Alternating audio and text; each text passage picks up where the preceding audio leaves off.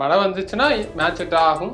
இப்படி மழை வரலைன்னா ஆஸ்திரேலியா அப்படின்னு. டெஃபினட்டா மழை தான் நம்மளை காப்பாற்றணும், நம்மளை ஹெல்ப் பண்ணணும்னா இப்போ சுத்திக்கு மழை தான் தேவை. டெஃபினட்டா அதுவும் 2 நாளைக்கு தேவை. நல்ல பால் அவுட் எடுத்துன்னு போச்சு. மெக்ஸ்வீனி அப்படி நினைப்பாரு, உஸ்மான் குவாஜா அப்படி நினைப்பாரு, டவுனாவே இருக்க மாட்டாரு, நல்ல பாலுக்கு அவுட் ஆயிட்டோன்னு. அதே நீங்க சுப்மன் கில் அப்படி சொல்ல முடியுமா? அதே பிரெத்தில் கில் அடிச்சதுக்கெல்லாம் வந்து ஒரு என்ன சொல்றது, ஒரு விமோச்சனமே கிடையாது, ஒரு மன்னிப்பே கிடையாதுன்ற மாதிரி ஷாட்டுங்க. ரொம்ப சுமார் ஷாட். எனக்கு தெரிஞ்சு கில்லுக்கெல்லாம் நீங்க என்ன டேஸ்டியா சாப்பாடு கொடுத்தாலும் வாயெல்லாம் கசக்கும். கண்டிப்பா தூங்குவாரான்னு தெரியல. நம்ம பேசச்சு கில்லு தூங்குவாரான்னு தெரியல. விராட் கோலி கூட பாத்தீங்கன்னா ஒரு 5th ஸ்டம்ப்ல ஒரு வல்னரபிலிட்டி இருக்கு, லட்ச வாட்டி போட்டுனே இருக்காங்க. சோ அவர் என்ன பண்ணணும்னா, லட்ச வாட்டி நீங்களும் சொல்லிட்டீங்க, நிறைய பேரும் சொல்றாங்க. ஆமா, ஆனா என்ன பண்ணுவோம், விராட் கோலி 36-37 வயசுல என்ன பண்ண முடியும்? மசில் மெமரி அந்த மாதிரி இருக்கு. ஆஸ்திரேலியால நீங்க பாத்திருப்பீங்க ஈஸ்வர், எல்லா விக்கெட்டுமே பிஹைண்ட் த விக்கெட் தானே அவுட்டு, நிக்கில தானே அவுட்டு, எட்ஜில் தானே அவுட்டு. எவனுமே ஃப்ரண்ட் கவர்ல அடிச்சு புக் அடிச்சோ இல்ல லாங் ஆன்ல அடிச்சோ இல்லைன்னா மிட் ஆஃப்ல அடிச்சோ எவனுமே விக்கெட்டே உள்ள, எல்லாமே எட்ஜ். ஸோ நீங்க அந்த ஏரியால நீங்க வந்து கொஞ்சம் கார்டடா தானே இருக்கணும். நீங்க ஓடி வந்து போடுற ஒரு இந்த மாதிரி பவுலர் ஃப்ரெண்ட்லி கண்டிஷன்ஸ்லயும் ஒருத்தன் டிஃபென்ஸ் இப்படி பாசிட்டிவ் ஆனா அவனுக்கு அப்படியே கேஸ் பலூன்லேருந்து காற்று இறக்கி விட்ட மாதிரி ஆக்சிஜன்லாம் எடுத்த மாதிரி ட்ரெயின் அவுட் ஆகிடும் பவுலருக்கு. ஸோ அதுதான் வந்து கேஎல் ராகுல். அவர் வந்து அவரோட ப்ராசஸை டஸ்ட் பண்ணுறாரு. ஃபஸ்ட்டு 200 ரன்ஸ் டெபிசிட் தான் உங்களுக்கு ஃபாலோ ஆன். ஃபர்ஸ்ட் அப்ஜெக்டிவ் உங்களுக்கு ஃபாலோ ஆன வந்து தவிர்க்கணும். அதுக்கு 245ன்றதே ஒரு கோடி மைல் இருக்க மாதிரி இருக்கு. இப்போ 51 for 4ல இந்த மாதிரி ஜூசி கண்டிஷன்ஸில் நீங்கள் டாஸை வின் பண்ணீங்க, ஆப்பனண்ட்டுக்கு பயங்கரமான டோட்டலையும் கன்சீட் பண்ணிட்டீங்க. ஸோ போலிங் சரியாக பண்ணல, பேட்டிங் வரைச்சு இந்த மாதிரி கொட்டிக்கினீங்கன்னா நீங்கள் யாரை ப்ளேம் பண்ணுங்க? உங்கள் விரலை எடுத்து உங்கள் கண்ணை குத்திட்டீங்கன்னா வேற என்ன பண்ண முடியும்?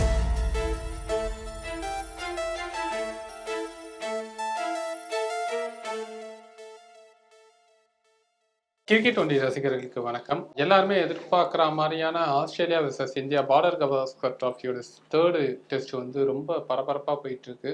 அந்த பரபரப்புக்கு முக்கிய காரணம் என்னன்னா, ஆஸ்திரேலியா வந்து இந்தியா வந்து டாமினேட்டிங் பெர்ஃபார்மன்ஸ் பண்ணிட்டு இருக்காங்க அப்படிங்கிற மாதிரி தான் இப்போ போயிட்டு இருக்கு. ஸோ இந்த 3rd டே எப்படி அமைஞ்சது அப்படிங்கிறத பற்றி நம்மள்கிட்ட பேசுறதுக்காக கிரிக்கெட் அனலிஸ்ட் பட்டாபிராமன் சார் நம்ம கூட இருக்காரு. அவர்கிட்ட பேசலாம். சார் வணக்கம். சார் வணக்கம் ஈஸ்வர். நீங்கள் சொல்லியிருந்தீங்க இந்தியா வந்து பவுன்ஸ் பேக் பண்ணி வருவாங்க, அண்ட் தென் ஆஸ்திரேலியன்ஸும் அந்த வெற்றிலேருந்து வரும்போது அந்த வெற்றியை வந்து அவங்க திருப்பவும் எடுத்துகிட்டு போக தான் பார்ப்பாங்க அப்படின்னு நீங்கள் சொல்லியிருந்தீங்க. இன்னைக்கு 445க்கு ஆஸ்திரேலியா ஆல் அவுட். அவங்க டிக்ளேர் பண்ணுவாங்கன்னு நினச்ச நிலைமையில அவங்க ஆல் அவுட் ஆகி நம்மள்கிட்ட பேட்டிங் கொடுத்தாங்க.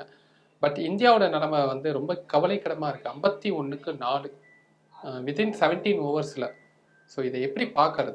முதல்ல ஈஸ்வர் நீங்கள் சொன்னீங்க நான் சொன்னேன்ற மாதிரி சொன்னீங்க. ஆக்சுவலாக நான் சொன்னது இந்தியாவுக்கு ரொம்ப ரொம்ப ரொம்ப ரொம்ப டஃப்பாக இருக்கும் அப்படின்னு சொன்னேன். ஏன்னா உங்களுக்கு you cast your mind back 60 to 90 minutes ரொம்ப கிரிட்டிக்கல்னு நான் சொல்லியிருப்பேன். ஏன்னா எப்போவுமே அந்த ஃபர்ஸ்ட் 1.5 hours அந்த நேத்தி அந்த நியூ பால் பழையதால் திருப்பி அந்த ஃப்ரெஷ்ஷாக இருக்குது. பவுலர்ஸ் நல்லா ரெஸ்ட் எடுத்துகிட்டு அவங்க ஹோம் கண்டிஷன்ஸில் ஆடுறாங்க. டால் ஃபாஸ்ட் பவுலர்ஸ், அவங்களுக்கு எப்படி எக்ஸ்ப்ளாய்ட் பண்ணணும்னு நினச்சிருந்தோம்.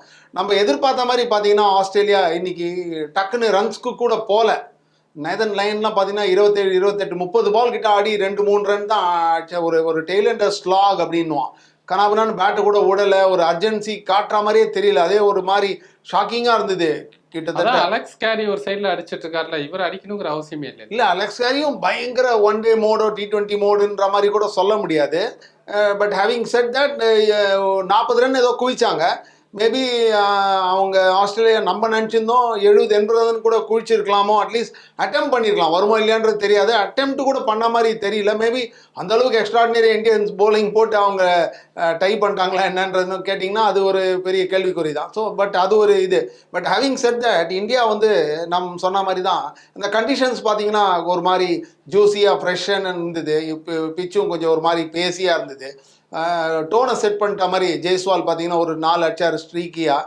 அதுக்கப்புறம் பார்த்தீங்கன்னா ஒரு ஆன் சைடில் ஆளே கிடையாது, பேடில் ஊந்துது, ரெகுலேஷன் ஷாட் தான். கொஞ்சம் மேபி கடுகத்தனை ப்ராபப்ளி அந்த கம்போஷர் இழந்ததுனால அவருக்கு அந்த அவேர்னஸ் இல்லையோன்ற மாதிரி ஒரு ஃபீலிங் இருந்தது எனக்கு. அதாவது எங்கே எந்த ஃபீல்டர் இருக்கான்னு அறிஞ்சுன்னு புரிஞ்சுன்னு ஆடுறதுக்குள்ளே அவுட் ஆகிட்டாருன்ற மாதிரி ஒரு மாதிரி ஷாக் மாதிரி அவருக்கு அந்த டிஸ்மிஸலுக்கு அப்புறம். ஏன்னா நல்லா மிடில் பண்ணார், லெக் ஸ்டம்பில் பேடில் போட்டாலும் எல்பிடபிள்யூ கிடையாது. அது ஒரு சுமாரான ஆர்டினரி டெலிவரி தான், ஃப்ரீ ஹிட் மாதிரி டெலிவரி. அந்த டெலிவரிக்கு போயிட்டு ஒரு கையில் தேடி கண்டுபிடிச்சி கொடுத்துட்டு போயிட்டாரு மிச்சல் மார்ஷ் கையில். ஸோ அது வந்து கண்டிப்பாக பிளான்னு சொன்னீங்கன்னா இல்லை, ஏன்னா நீங்கள் ஸ்டார்க்கோட ரியாக்ஷன் பார்த்துருப்பீங்க. ஒரு மாதிரி நாக்கை காமிச்சிட்டு சின்ன பிள்ளைத்தனமாக பார்த்தீங்கன்னா நான் அது பிளானே பண்ணல அதிர்ஷ்டம் அப்படின்ற மாதிரி தான் ஒரு செலிப்ரேட் பண்ணின்னு ஓடுறத பார்த்தோம். ஸோ அது வந்து ஒரு மாதிரி சாஃப்ட் டிஸ்மிஸல் அது டெஃபினட்டாக. ஸோ அது என்ன ஜெய்ஸ்வாலை பொறுத்தவரையிலையும் இன்னும் கொஞ்சம் காமரா என்ன நடக்கிறதுன்னு சுற்று வட்டாரத்தில் இன்னும் கொஞ்சம் டைட்டராக ப்ராபப்ளி ஸ்ட்ரெயிட்டாக ஆடிந்தார் வச்சுக்கோங்களேன். மிடானோ போலர் நோக்கி ஆடிந்தாரோ அவருக்கு மேபி அந்த மாதிரி ஒரு இழப்பு இல்லாமல் இருந்திருக்கலாம். But that's part of the learning. அவரை பொறுத்தவரையிலையும் அது ஒரு சரியான ஷாக் தான். ஏன்னா 3 ஃபர்ஸ்ட் இன்னிங்ஸ்லுமே அவர் ஃபெயில் ஆயிருக்கார். 2-0 ஒரு 4. ஓகே, செகண்ட் இன்னிங்ஸில் 160 அடிச்சாரு, வின் பண்ணார், ஹெல்ப் பண்ணார், எல்லாம் fine. But first innings runs ரொம்ப ரொம்ப கிரிட்டிக்கல். நம்ம ஏற்கனவே நம்ம பேசியிருக்கோம் ஒரு ஷோவில் கூட. ஸோ அதுக்கப்புறம் ஏன்னா நீங்க ஆல்ரெடி சொல்லியிருந்தீங்க 2 மேட்ச் டாஸ் வின் பண்ணி 150 180 தானே அடிச்சிருக்கும். ஆமாம், அதனால இது பவுலிங் எடுத்ததுனால பவுலர்ஸ்க்கு தான் ப்ரெஷர் இருக்கும் அப்படிங்கிற மாதிரி ஆமாம், சொல்லியிருந்தீங்க. கரெக்ட். டெஃபினட்டாக போலர்ஸ் தான் ப்ரெஷர் இருக்குது. ஆனால் போலர்ஸும் ஒன்றும் இந்த மாதிரி டோட்டல் கட்சியில் கன்சீட் பண்ணதுக்கப்புறம் they have not lived up to that billing இல்லையா.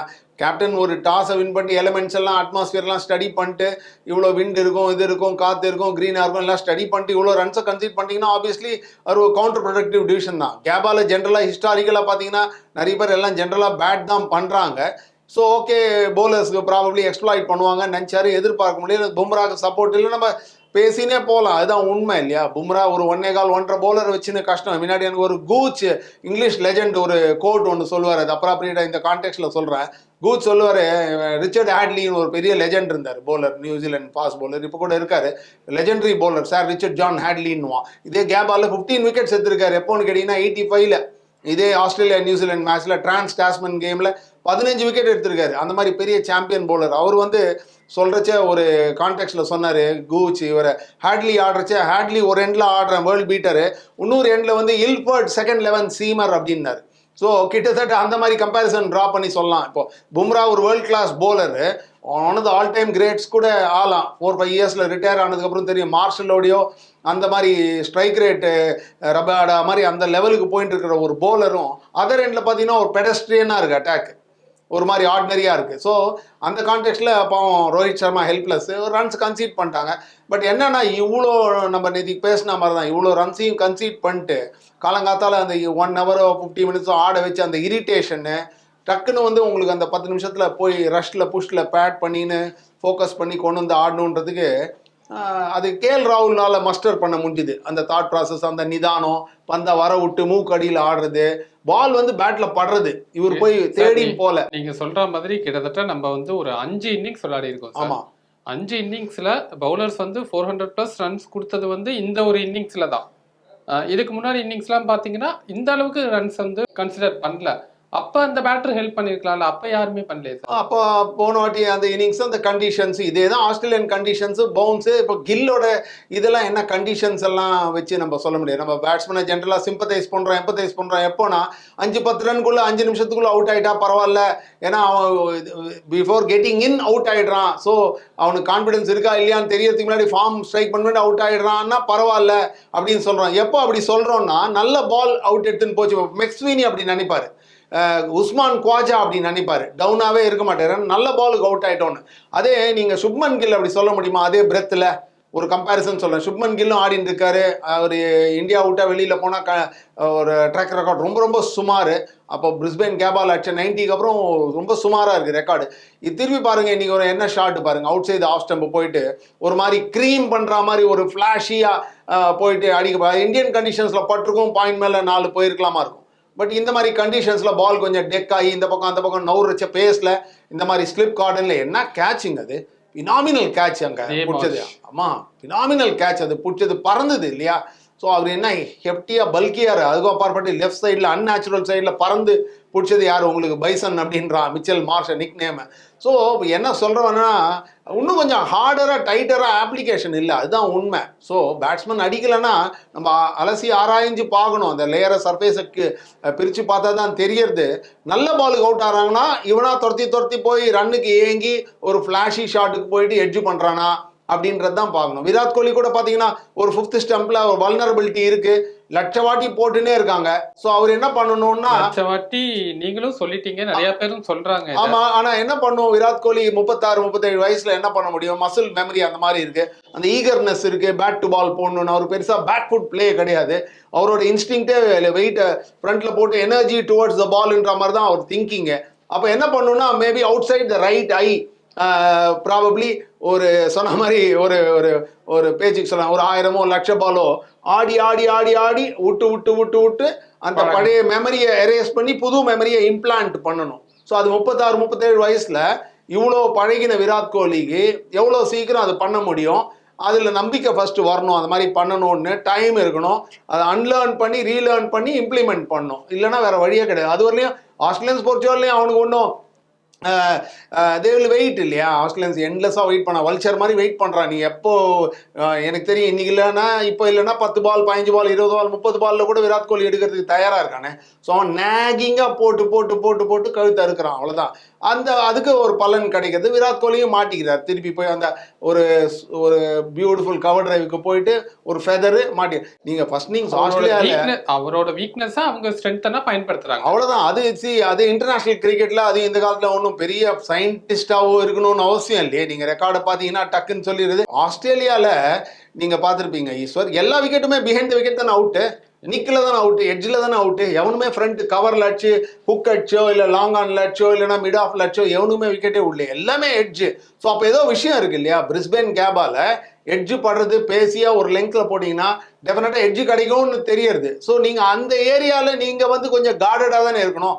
அப்படி தெரிஞ்சும் ஓகே, அந்த அளவுக்கு அலசி ஆறா இல்லைனாலும் கில் அடிச்சதுக்கெல்லாம் வந்து ஒரு ஒரு ஒரு ஒரு ஒரு என்ன சொல்றது, ஒரு விமோச்சனமே கிடையாது, ஒரு ஒரு மன்னிப்பே கிடையாதுன்ற மாதிரி ஷாட்டுங்க. ரொம்ப சுமார் ஷாட். எனக்கு தெரிஞ்சு கில்லுக்கெல்லாம் நீங்க என்ன டேஸ்டியா சாப்பாடு கொடுத்தாலும் வாயெல்லாம் கசக்கும். கண்டிப்பா தூங்குவாரான்னு தெரியல, இப்போ பேசச்சு கில்லு தூங்குவாரான்னு தெரியல எனக்கு. ஏன்னா அவ்வளோ சுமாரான ஷாட். அதே மாதிரி தான் விராட் கோலி கூட. Definitely they'll be hurt. But என்ன பண்ண முடியாது, ஆஸ்திரேலியன்ஸ் பிரச்சனை இல்லையே.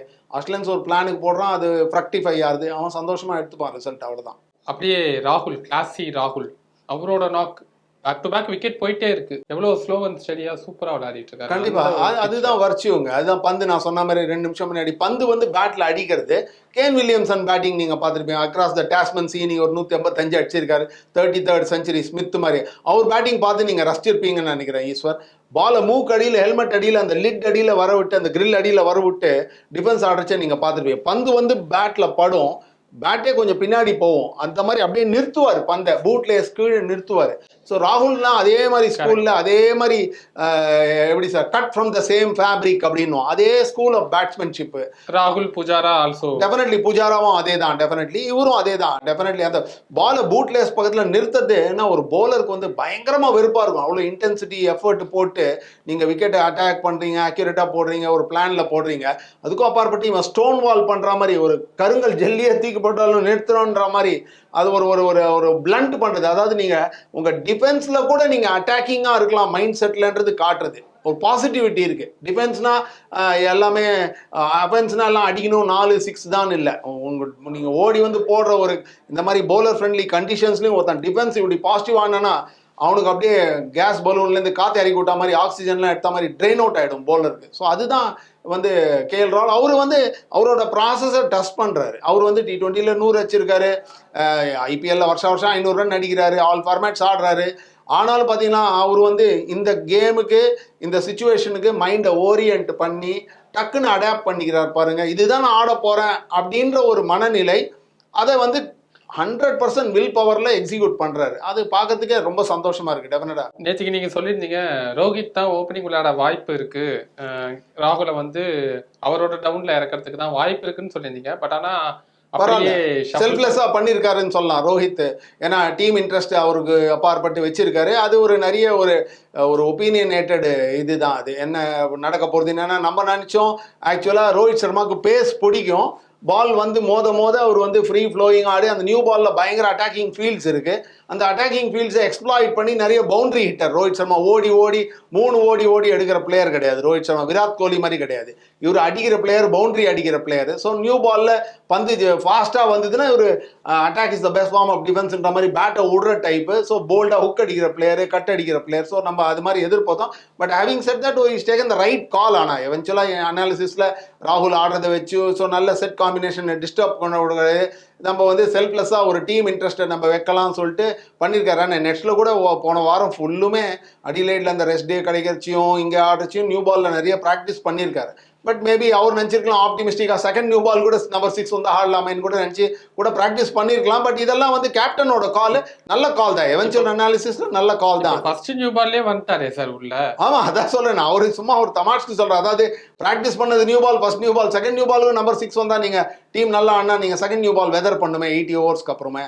ஆனால் ஜென்ரலாக நீங்கள் கேபால பார்த்தீங்கன்னா இது ஒரு அப்சர்வேஷன் பார்த்தீங்கன்னா 30 ஓவர்ஸ்க்கு அப்புறம் தான் ஹெட் வராரு. போன கேம்லையும் ஹெட் பார்த்தீங்கன்னா 30 to 35 வராரு, 37 வராரு, 80 to 85, 87ல் அவுட் ஆயிடுறாரு. செகண்ட் நியூ பாலுக்கு அப்புறம் அவுட் ஆயிடுறாரு. ஸோ 30 ஓவர் வரலையும் அந்த ப்ரௌட் குக்குபரா, அந்த ப்ரௌட் சீமு, அந்த போல்டு சீம், அது இது அந்த கண்டிஷன்ஸ் எக்ஸ்ப்ளாய்ட் பண்ணி ஃபர்ஸ்ட் இருக்கிற பேட்டர்ஸ் ஸ்டோன் வால் பண்ணி ஆடி அடிச்சு கொடுத்து ஒரு பிளாட்ஃபார்ம் செட் பண்ணி கொடுக்குறாங்க ஹெட்டுக்கு.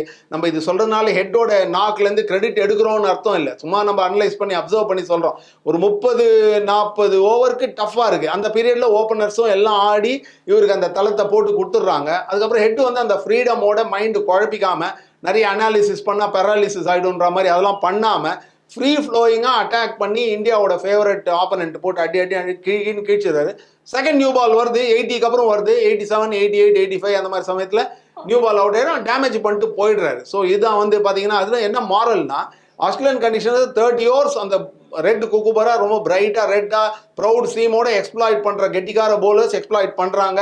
அதுல ஆஸ்திரேலியன் ஃபாஸ்ட் போலர்ஸ்க்கு டால்னஸும் இருக்கு, அந்த கன்சிஸ்டன்சியும் இருக்கு, ஒரே இடத்துல போடுறதுக்கு அந்த ஒரு ஸ்ட்ரென்த் ஆஃப் வில்லும் மைண்டும் இருக்கு. வேற இந்தியன்ஸ் ஹர்ஷித் ராணாவா இருக்கட்டும், இல்லைன்னா டு அ லெசர் எக்ஸ்டென்ட் சிராஜா இருக்கட்டும், இல்லை ஆகாஷ்தீப் கொஞ்சம் அன்லக்கி, இவங்கெல்லாம் பார்த்தீங்கன்னா அந்த சப்போர்ட் கேஸ்ட் பும்ரா மாதிரி ஒரே இடத்துல போடுறதுக்கு அந்த டிசிப்ளின் இல்லையே, அவங்களுக்கு மஸ்டர் பண்ண முடியல அந்த டிசிப்ளினோ. ஒரு ஒரு ஒரு டக்குன்னு ஒரு பாடத்தை கற்றுன்னு அதை அந்த திருப்பி அந்த தப்பு பண்ணக்கூடாதுன்ற மாதிரி அந்த மனநிலையை கொண்டு வர முடியல. வேற ஆஸ்திரேலியன்ஸும் கொண்டு வரான். அதுதான் எசென்ஷியல் டிஃபரன்ஸ். இப்போ 4th 5th டேல பாத்தீங்கன்னா ரெயின் இருக்கும் அப்படின்னு சொல்லியிருக்காங்க.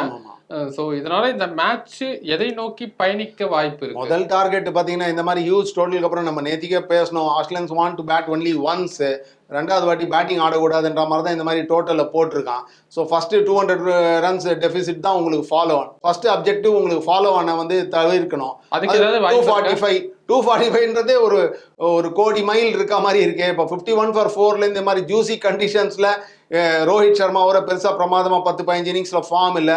ராகுலும் இப்பதான் ஒரு கம்பேக் ஒரு 77 அடிச்சிருக்காரு, அவுட் அணின்ற மாதிரி தான் இருக்காரு. அதுக்கப்புறம் உங்களுக்கு தெரியும் பேட்டிங் ஆர்டர் என்ன இருக்கு என்னன்னு. ஜடேஜா இருக்காரு, அவரும் கொஞ்சம் கான்பிடன்ஸ் டென்ட் ஆயிருது. ஓகே, இப்போ இமீடியட் பாஸ்ட்ல பங்களாதேஷோடையும் நியூசிலாண்டோடையும் அடிச்சிருக்காருனால கூட ஒன்றும் பயங்கர ஸ்கை ஹை கான்பிடன்ஸ்னு சொல்ல முடியாது. அப்படியே இருந்தா கூட ஆஸ்திரேலியன் கண்டிஷன்ஸ் வேற, 2 கேம் ஆடாமல் வராரு. ஸோ அதுக்கப்புறம் போலிங் டெய்லு, ஸோ ரொம்ப ரொம்ப கஷ்டம். ஃபஸ்ட்டு டெபிசிட்டை வந்து வைப் ஆஃப் பண்ணுறதே ஒரு பெரிய ஹியூஜ் எனார்மஸ் சேலஞ்சு. நீங்கள் சொன்ன மாதிரி நானும் கேள்விப்பட்டேன். மழை இருந்ததுன்னா நம்ம காப்பாற்றிட்டு ஓகே, மெல்பர்ன் அட்லீஸ்ட் ப்ரீவியஸ் 2 டூர்ஸில் மெல்பர்னில் வின் பண்ணியிருக்காங்க, அது ஒரு நல்ல ஃபீலிங்கு. ஸோ அங்கே போயிட்டு நம்ம ஏற்கனவே பேசின மாதிரி ஒரு கன்வீனியன்ட் மெமரி, நல்லதே நினைப்போன்ற மாதிரி மெல்பர்னுக்கு இறங்கிட்டு 1-1லேருந்து ஆரம்பிக்கிறாங்கன்னா அது ஆஸ்திரேலியாவோட பேட் லக் தான். அதை பற்றி நம்ம கவலை இல்லை, நம்ம தவிச்சா போகிறோம், ஜெயிலேருந்து தப்பிச்சா போகிறோன்ற மாதிரி ஒரு ஃபீலிங் இருக்கும். மழை தான் இந்தியாவை காப்பாற்றணும், அப்படிதான் கிட்டத்தட்ட அப்படிதான் சொல்லணும். ஏன்னா அப்படிதான் ஆதாரம் இருக்கு, நம்ம ஒன்றும் தார்மாரா ஒன்றும் பேச போகிறதில்ல. இப்படி ஆதாரம் அப்படிதானே இருக்கு, எவிடன்ஸ் அந்த மாதிரி தான் நான் சொல்றது. உங்களுக்கு முன்னாடி ஸ்கோர் போர்டு போய் சொல்ல போகிறது இல்லையே. நீங்கள் டாஸை வின் பண்ணீங்க, ஆப்பனண்ட்டுக்கு பயங்கரமான டோட்டலையும் கன்சீட் பண்ணிட்டீங்க. ஸோ போலிங் சரியா பண்ணல, பயங்கரமாக கேட்ச் கீச்சை விட்டு பிளாட் பண்ணீங்களா புக்குன்னு கேட்டிங்கன்னா அதுவும் ஒன்று பயங்கரமாக ஈஸி கேட்சோ டாலி கேட்சோ யாரும் ட்ராப் பண்ணல. 1-2 ஸ்க்ரீமர், 1-2 ஹாஃப் சான்ஸ் போச்சு. அது கேம் கிரிக்கெட், அதுதான் கிரிக்கெட்டு. ஸோ உங்கள் ஃபீல்டிங்கும் நீங்கள் பழைய சொல்ல முடியாது. பேட்டிங் வச்சு இந்த மாதிரி கொட்டிக்கினீங்கன்னா இந்த மாதிரி சேஸ் பண்ணி ஃப்ளாஷி ஷாட்ஸ் ஆட போய் ஒரு தாட்ஃபுல்லாக இல்லாமல் தாட்லெஸ்ஸாக ஒரு அந்த 100% கான்சன்ட்ரேஷன், அந்த அக்கேஷனுக்கு டிமாண்ட் பண்ணுற கான்சன்ட்ரேஷன் கொண்டு வராமல் ஆடினீங்கன்னா நீங்கள் யாரை ப்ளேம் பண்ணி உங்கள் விரலை எடுத்து உங்கள் கண்ணை குத்திட்டீங்கன்னா வேற என்ன பண்ண முடியும்? அதுக்கப்புறம் வெதர் வந்தால் தான் ஹெல்ப் பண்ண முடியும் டெஃபினட்டாக. இப்போ இந்தியாவை வந்து காப்பாற்றக்கூடிய நிலைமையில இதுக்கப்புறம் வர பேட்ஸ்மேன்ஸும் இல்லை, இப்போ விளையாடுற பேட்ஸ்மேன்ஸும் இல்லை, இன்னிடிஃபிக் தான் ஆவாங்க, அப்படிதானே? வெதர் கண்டிப்பாக ஹோல்ட் ஆச்சுன்னா, சன்ஷைன் இருக்கு, பிளே இருக்குன்னா, இன்னும் 2 more days இருக்குன்னா டெஃபினட்டாக ரொம்ப ரொம்ப ரொம்ப ரொம்ப கஷ்டம். நெவர் சே நெவருங்க கிரிக்கெட்டில், அது சொல்லவே கூடாது. அதுக்கப்புறம் ஹேவிங் செட் தட், இது ரொம்ப ரொம்ப ரொம்ப ஃபினாமினல் சேலஞ்ச், ஹியூஜ் சேலஞ்ச். இந்த ஜெயிலேருந்து பிரேக் பண்ணி வெளில வரதுக்கு ரொம்ப கஷ்டம் தான். ஏன்னா 2020 பார்த்தீங்கன்னா இதே மாதிரி டாப் ஆர்டர்ஸ் பெருசாக யாருமே விளையாடல. இதுக்கப்புறம் பின்னாடி வந்த ஷர்துல் தாக்கூர், ரிஷப் பண்ட், வாஷி, இந்த 3 பேர் தான் கொஞ்சம் விளையாடி மேட்சையே வந்து வின் பண்ணி கொடுத்தாங்க. ஸோ அந்த மாதிரியான ஒரு மேஜிக்லாம் நடக்க இதெல்லாம் நம்ம சொல்லலாம். 2001 திராவிட் லக்ஷ்மண் ஸ்டாண்டை சொல்லலாம். அதுதான் நெவர் சே நெவர்னு சொல்கிறோம் இல்லையா? ஸோ அதாவது இம்பாசிபிள்னு யாருமே சொல்ல போகிறதில்ல. இம்ப்ராபபிள் பட் நாட் இம்பாசிபிள் அப்படின்னும். அது மாதிரி என்ன வேணால் நடக்கலாம் கேமில். பட் இந்த கேமில் வெதரும் இருக்குது, பிரைட் வெதர், சன்னி ஸ்கைஸ் இருக்குது, பிளேயபிள் வெதர் இருக்குன்னா டெஃபினட்டாக ரொம்ப ரொம்ப கஷ்டம் தாங்க. டெஃபினட்டாக யாருமே அழுத்தம் திருத்தமாக என்ன நடக்க போகிறதுன்னு யாருமே கிளியர் ஓயன்ட்டோ நாஸ்டடாமஸோ கிடையாது. அப்பேற்பட்ட பண்டிட் எனக்கு தெரிஞ்சு பிறகுல இன்னும். ஸோ ரொம்ப ரொம்ப கஷ்டம். Odds are stacked against India தான். அதுக்கு அவங்க தான் காரணம் கூட. மழை வந்துச்சுன்னா மேட்ச் ட்ரா ஆகும், இப்படி மழை வரலைன்னா ஆஸ்திரேலியா வின். டெஃபினட்டாக மழை தான் நம்மளை காப்பாற்றணும். நம்மளை ஹெல்ப் பண்ணணும்னா இப்போ சுத்திக்கு மழை தான் தேவை. டெஃபினட்டாக அதுவும் 2 நாளைக்கு தேவை. அதுவும் it's a huge call. Australia மாதிரி கண்டிஷன்ஸு இப்போ ஒன்று அவன் சம்மரில் எந்த அளவுக்கு கனாபிரான்னு கொட்ட போகிறது. அதுக்கும் அப்பாற்பட்டு பிரிஸ்பேன் கேபால சூப்பர் ட்ரைனேஜ் சிஸ்டம் இருக்குது, உங்களுக்கு நீங்களே பார்த்துருப்பீங்க. ஸோ அதெல்லாம் தாண்டி மழை ஒரு ஹோல் டேஸ் பிளே அப்செட் பண்ணுன்றது வந்துலாம் தெரியல. எந்த அளவுக்கு அவங்க ஃபோர்காஸ்ட் ஆக்யூரேட்டாக இருக்க போகுதுன்றது தெரியல எனக்கு. இப்போ இன்னிங் டிஃபீட்டே ஆயிடுறாங்க அப்படின்னா செகண்ட் பேட்டிங் பிடிக்கும் போது அதில் ஒரு பிக் ஸ்கோரை கன்சிடர் பண்ண முடியாதா? செகண்ட் இன்னிங்ஸ் டிஃபீட்டாக என்னன்றது எவ்வளோ க்ளோஸாக நம்ம வரோம், எவ்வளோ டைம் இருக்குது, அதெல்லாம் வச்சு தான் நிர்ணயிச்சு தான் அவன் போலர்ஸ் எவ்வளோ ஃப்ரெஷ்ஷாக இருக்கான்றதை வச்சு தான் வந்து திருப்பி அவன் ஆடி ஒரு 50 100 ரன் அடிச்சுட்டு கூட கொடுக்கலாம். வெதர் கன்சிஸ்டண்ட்டாக இருந்தால் கூட அது கூட பண்ணலாம். ஒரு 30 ஓவர்ஸ் ஒரு செஷனில் 150 ரன் போய் பேட்டை விட்றான்னு சொல்லிட்டு விட்டானா, ப்ரொமோஷன் பேட்டிங் ஆர்டரை ரீஜிக் பண்ணி அடிக்க விட்டானா கூட ஒரு 100 120 ரன் அடிச்சுட்டு கூட கொடுக்கலாம், யாருக்கு தெரியும். But it all depends how close India get to that mark. அந்த டெபிசிட் மார்க் பக்கத்தில் வரதுக்கு எவ்வளோ க்ளோஸாக வரான்றதை பொறுத்து தான் இருக்குது. So many ifs and puts. இதெல்லாம் ஏன் இவ்வளோ இஃப்ஸ் அண்ட் பட்ஸ் ஏன் பேசுகிறோன்னா, ஒரு மாதிரி ஹாஸ்டைல் ரெச்சட் வெதர் இப்போதைக்கு நம்ம பேச பேச கேபால சுற்றி இருக்கிற ஏரியாஸில் இருக்கிறதுனால நம்ம இந்த மாதிரி கெஸ் ஒர்க் பண்ணிட்டு இருக்கோம்.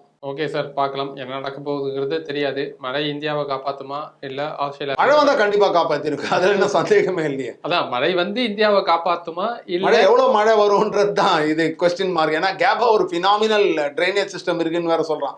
ஸோ அசுரத்தனமாக இங்கே பெய்கிற மாதிரி அங்கே பெய்யணும், மான்சூன் ரெயின் மாதிரி அடிக்கணும். அந்த மாதிரி தான் சைக்ளோனிக் ஸ்டாம் மாதிரி அடிச்சா தான் 2 நாள்லாம் வைப் அவுட் ஆகும். ஏன்னா அந்த கண்டிஷன்ஸ் டெவலப் கண்ட்ரி அவன்லாம் ஐ மீன் ட்ரைனேஜ் எல்லாம் சூப்பராக வச்சுட்டு இருக்கானே. ஸ்போர்ட் ஒரு பெரிய இண்டஸ்ட்ரி அவனுக்கு.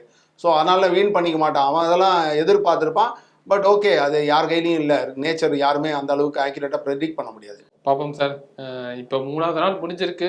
இன்னி நிலைமையை பொறுத்த வரைக்கும் ஆஸ்திரேலியா தான் டாப்பில் இருக்காங்க. அவங்க தான் வின் பண்ணுற நிலைமையிலையும் இருக்காங்க. ஸோ என்ன நடக்க போகுதுன்னு வெயிட் பண்ணி பார்க்கலாம். இவ்வளோ நேரம் உங்கள் கருத்துக்களை பகிர்ந்துக்கிறதுக்கு ரொம்ப நன்றி. நன்றி. எவ்வளோ நேரம்?